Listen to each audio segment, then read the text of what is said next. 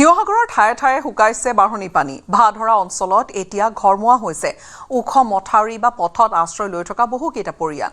কিন্তু ঘৰখনলৈ উভতি গৈ তেওঁলোকে কেৱল হাঁহ হুমুনিয়া কাঢ়িবলগীয়া হৈছে। বানপীড়িতৰ এতিয়া হাহাকাৰ আন এক যুঁজ, কিয়নো বানে ধুই পেলোৱা এই ঘৰকেইখন তেওঁলোকে বিধ্বস্ত ৰূপত দেখিছে আৰু এতিয়া সেয়া চাফ চিকুণ কৰিব লাগিব। ক'ৰবাত একাঠু পৰ্যন্ত আছে বোকা পলসে আৱৰি ধৰিছে ঘৰসমূহ। বয় বস্তু, ধান চাউল, ৰোৱা পশুধন সকলোখিনি হেৰুৱাই পেলাইছে।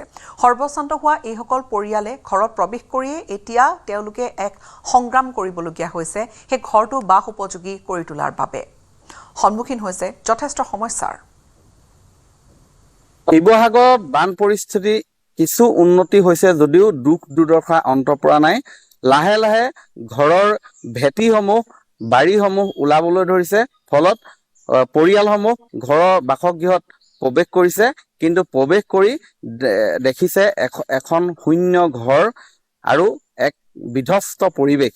মই বৰ্তমান শিৱসাগৰৰ ভাধৰা অঞ্চলত আছো আৰু এই অঞ্চলতো দুই এঘৰে নিজৰ বাসগৃহত প্ৰৱেশ কৰিছে। কিন্তু বাসগৃহত প্ৰৱেশ কৰিবলৈ লওঁতে যি দৃশ্য দেখিবলৈ পাইছে সেই দৃশ্যই স্বাভাৱিকতে হতচকিত কৰি তুলিছে। এইটো হৈছে চন্দ্ৰ ফুকনৰ ঘৰ বাসগৃহ। তেওঁলোকে ঘৰত প্ৰৱেশ কৰিছেহি।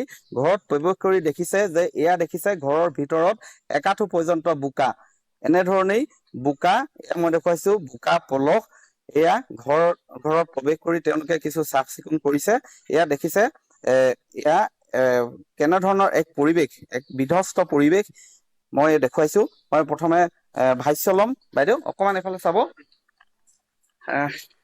কিমান দিন ইয়াত ঘৰ আপোনালোকৰ ডুবি থাকিলে? হ'ল মানে 10-12 দিন হ'ল। বেছি হ'ল? 10-12 দিন হ'ল। কেনেকুৱা এতিয়া এইবিলাক দেখিছো গোটেই একাঠু পৰ্যন্ত বোকা। কেনেকুৱা পৰিৱেশটো কেনেকুৱা হৈ আছে দেখিছে নে? কেনেকুৱা হৈছে আপোনাৰ ওচৰলৈ আহিছো। কেনেকুৱা কি ক্ষয় ক্ষতি হ'ল?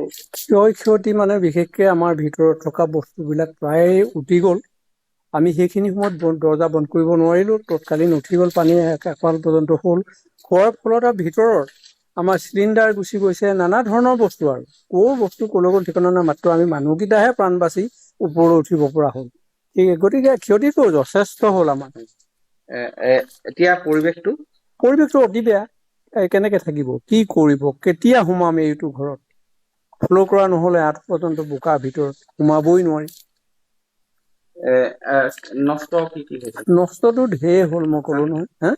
লোকচান মানে লোকচান এনেকুৱা হৈছে, আমাৰ ঘৰৰ ভিতৰত থকা বস্তু প্ৰায় বিচনাত কিবা এটা হৈছে, ভাগি ছিগি গৈছে বা অন্যান্য যথেষ্ট ক্ষতি আৰু তুলনা দিব নোৱাৰি, তেনেকুৱা এটা হৈছে। হয়, মই ভিতৰৰ পৰিৱেশটো অকমান দেখুৱাম।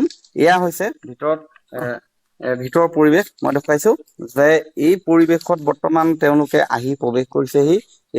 ঘৰৰ বয় বস্তু মই যি দেখুৱাইছো পৰিৱেশটো একাঠু পৰ্যন্ত বোকা পলস এনেধৰণে এৰি থৈ গৈছে বানে। দৰিকাৰ বাঢ়নী পানীয়ে এই পৰিৱেশৰ সৃষ্টি কৰিলে। এইবিলাক চাগৈ এতিয়া শুকাওতেও বহুত সময় ল'ব। অন্ততঃ 15-20 দিনৰ সময়ত আমি যদি ৰ'দ দিয়েহে শুকাব, নহ'লে নুশুকায়। বৰষুণ দিয়ে আছে। সেইটো কাৰণে বহুত চিন্তিত হৈছো আমি, কেনেধৰণে তাৰমানে থাকিম। কিমান ঘৰ মান পৰিয়াল ইয়াত এনেকুৱা অৱস্থা? ইমান ঘৰ নহয়, আমাৰ এই অঞ্চলটোত প্ৰায়ে হৈছে। এই অঞ্চলটোত কোনো এঘৰ বাকী নাই।